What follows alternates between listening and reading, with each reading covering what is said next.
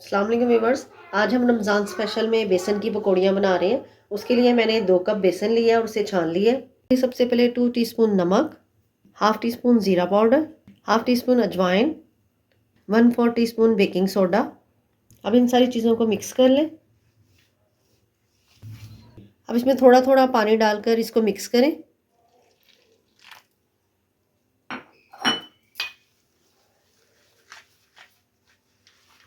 फिर थोड़ा सा और पानी डाल दें।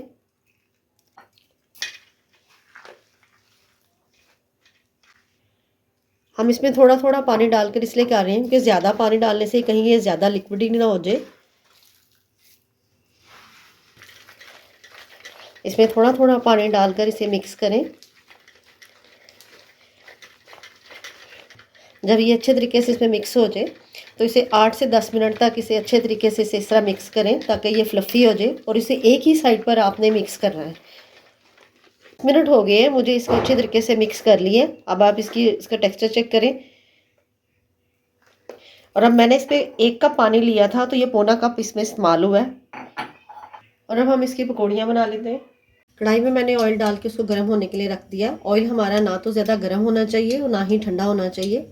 अब एक इस तरह का सांचा लें पकौड़ी बनाने के लिए। अब उसमें ये बैटर डाल दें ऊपर इस तरह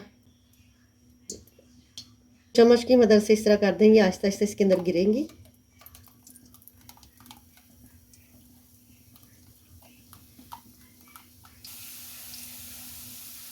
ये होते हुए 2 मिनट हो गए हैं। अब इसको निकाल लें। अभी ये हाफ डन है। हम सारी निकाल लेते हैं।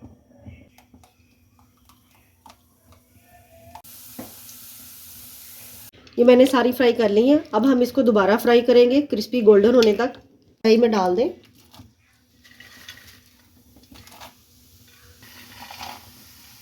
मैंने अब इसका फ्लेम मीडियम हाई कर दिया। अब इसके अच्छा सा कलर आने तक इसको फ्राई करें। ये फ्राई हो गई है, इस पर गोल्डन कलर आ गया और अब इसको निकाल लें। हम बाकी भी जो है वो भी फ्राई कर लेते हैं। अगर आपको मेरी वीडियो अच्छी लगे तो प्लीज़ चैनल को सब्सक्राइब, वीडियो को लाइक और शेयर ज़रूर कीजिएगा। ये सारी फ्राई हो गई है। ये देखिए माशाल्लाह कितनी क्रिस्पी बनी है ये। और अब इसे सेव करने के लिए आप जिप लॉक बैग में इसको डाल दें। अपना ढेर सारा ख्याल रखिएगा और मुझे दुआ में याद रखिएगा। अल्लाह हाफिज़।